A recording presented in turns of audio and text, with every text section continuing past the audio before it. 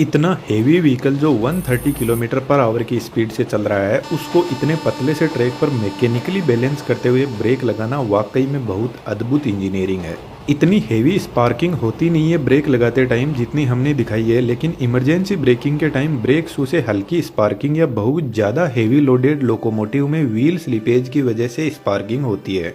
Train के इस डिब्बे को कोच बोलते हैं। आप जो कोच देख रहे हैं वह LHB कोच है। इसके नीचे 2 बोगी लगी रहती है जिनमें 4-4 व्हील्स होते हैं और इन 8 व्हील्स पर इक्वल ब्रेक फोर्स अप्लाई होता है। अब ट्रेन चाहिए कितनी भी लंबी हो, हर व्हील के पास में ब्रेक फोर्स पहुंचता है, लेकिन इस ब्रेक फोर्स का मास्टरमाइंड इंजन में लगा हुआ एक पावरफुल कंप्रेसर होता है। यह कंप्रेसर एयर ब्रेक, ट्रेन के एयर सस्पेंशन, बाथरूम, हॉर्न सभी को एयर सप्लाई करता है। यह स्पाइरल टाइप कंप्रेसर है जिसको किसी और वीडियो में बात करेंगे। इसके साइड में 2 स्पाइरल लगे हैं जो एयर प्रेशर क्रिएट करते हैं और बीच में एक पावरफुल 3 फेज इंडक्शन मोटर लगी रहती है। इस कंप्रेसर से 2 पाइप निकलती है, एक break pipe in short BP जो ग्रीन कलर की होती है और second feed pipe in short FP जिसका कलर व्हाइट होता है। जब इंजन को ट्रेन के कोच से कनेक्ट किया जाता है तो उसी टाइम इन दोनों ब्रेक और फीड पाइप को भी कोच से कनेक्ट कर दिया जाता है। लेकिन दोस्तों, जब इंजन कोच से कनेक्टेड नहीं रहता है तब भी उनमें प्रॉपर इलेक्ट्रिसिटी की सप्लाई रहती है। कमेंट में जरूर से लिखना कोच में कहां से सप्लाई आती है।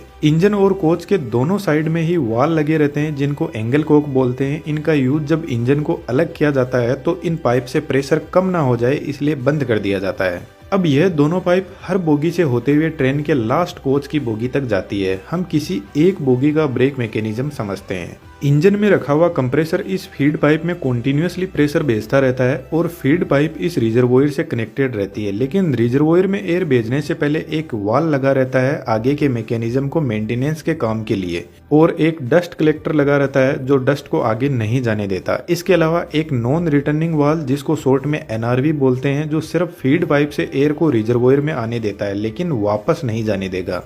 कंप्रेसर इतना हाई लेवल का प्रेशर भेजता है कि इस रिजर्वोयर में पर सेंटीमीटर स्क्वायर में 6 kg एयर को कंप्रेस करके भर दिया जाता है। इस रिजर्वोयर की कैपेसिटी 125 लीटर एयर की होती है। रिजर्वोयर के पास में एक और 75 लीटर का टैंक लगा हुआ है जो टॉयलेट में एयर प्रेशर को भेजता है। अभी हम इसके बारे में बात नहीं करेंगे इसलिए हमने इसके कनेक्शन भी नहीं किया है। तो इस रिजर्वोयर से एयर डिस्ट्रीब्यूटर वाल के पास में पहुंचती है। डिस्ट्रीब्यूटर वाल के अंदर ब्रेक पाइप से भी डायरेक्ट कनेक्शन आता है। ब्रेक पाइप का प्रेशर 5 kg पर सेंटीमीटर स्क्वायर होता है। यह वाल बहुत बेहतरीन तरीके से काम करता है। इस वाल से आउटपुट जो निकलता है वह दोनों बोगी की तरफ एयर प्रेशर को भेजता है ब्रेक एप्लीकेशन के लिए।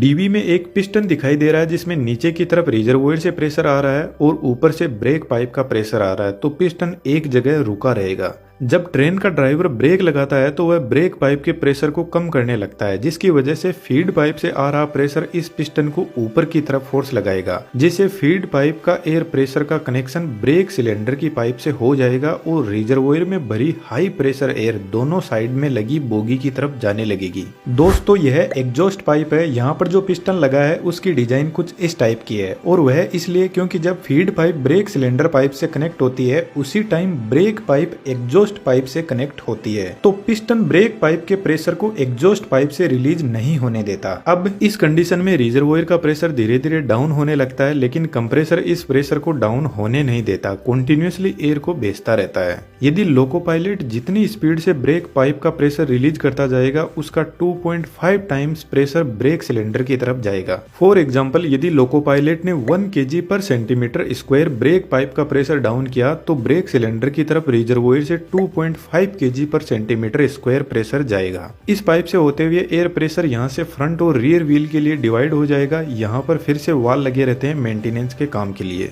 यह पाइप दोनों फ्रंट व्हील के लिए जा रही है और यह पाइप इन दोनों व्हील तक पहुँचती है। हम एक व्हील के ब्रेक मैकेनिज्म को समझते हैं। दोस्तों, एक थोड़ा बारीक मैकेनिज्म है, इसको समझना। अभी डिजिटल दुनिया का जबरदस्त टाइम चल रहा है और इसमें नई नई स्किल्स की भरपूर डिमांड है और पैसा अनलिमिटेड, और इनमें 3D एनिमेशन भी एक जबरदस्त डिमांडिंग स्किल है। हमने बेहतरीन 3D एनिमेशन का कोर्स डिजाइन किया है। लर्निंग के अलावा जितने भी अर्निंग के तरीके हैं उनके बारे में भी बात की है, और हम एक प्राइवेट 3D कम्युनिटी भी बिल्ड कर रहे हैं जिसमें आप अपने आप को बेहतर पॉलिशिंग कर पाओगे। डिस्क्रिप्शन में डिटेल्स अवेलेबल है, बहुत कुछ सीखने को मिलेगा, जरूर से ज्वाइन करना। अब वापस टॉपिक पर आते हैं। एयर प्रेशर सबसे पहले ब्रेक सिलेंडर में आता है। ब्रेक सिलेंडर में डायफ्राम होता है जो एयर के प्रेशर से कुछ इस तरीके से मूव करता है। अब डायफ्राम का फोर्स इस पिवट पॉइंट पर पहुंचता है और इस पिवट पॉइंट से ब्रेक फोर्स ब्रेक शू पर जाता है और ब्रेक शू ब्रेक डिस्क पर घिसने लग जाता है और धीरे धीरे ट्रेन का व्हील रुकने लगता है। यह सेम प्रोसेस सभी व्हील्स के साथ में होती है। ब्रेक डिस्क कुछ इस टाइप की बनी होती है जिसमें कुछ ऐसी बार होती है जो इसकी कूलिंग में हेल्प करती है।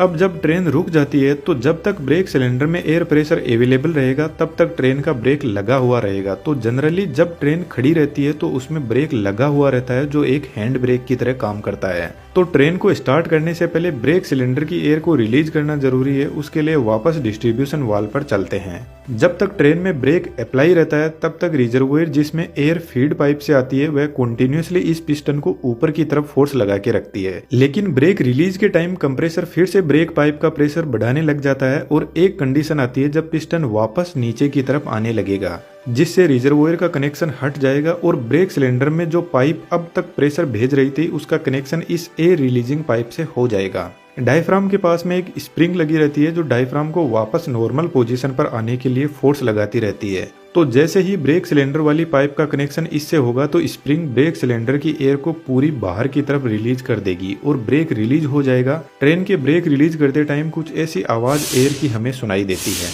डिस्ट्रीब्यूशन वाल्व के पास में एक छोटा टैंक और होता है। इसमें ब्रेक पाइप के प्रेशर को परमानेंटली फीड कर दिया जाता है ताकि जब ब्रेक पाइप का प्रेशर रिड्यूस हो तो डिस्ट्रीब्यूशन वाल्व इस छोटे से टैंक से कंपेयर कर सके कि ब्रेक पाइप का प्रेशर कितना रिड्यूस हुआ है। ट्रेन में एक और ब्रेक होता है हर कोच के अंदर जिसको चेन पुलिंग बोलते हैं। तो जब कोई भी चेन पुलिंग करता है तो एक्चुअल में वह ब्रेक पाइप के प्रेशर को रिलीज कर देता है जिससे ट्रेन में ब्रेक अप्लाई हो जाते हैं। LHB कोच में डिस्क ब्रेक होता है जबकि ICF कोच जो ब्लू कलर के होते हैं उनमें डायरेक्ट व्हील पर ब्रेक फोर्स लगता है। ब्रेक मैकेनिज्म दोनों ही कोच में एक ही जैसा है लेकिन LHB कोच में ब्रेक सिस्टम के कंट्रोल के लिए एक पूरी कंट्रोल यूनिट होती है। इस यूनिट के पास में 2 ब्रेक इंडिकेटर लगे रहते हैं दोनों साइड की बोगी के लिए। तो जब ट्रेन में ब्रेक अप्लाइड रहता है तो यह रेड कलर का हमें दिखाई देता है और ब्रेक जब रिलीज रहता है तो ग्रीन कलर का इंडिकेशन दिखाई देता है। यह control panel toilet air suspension के लिए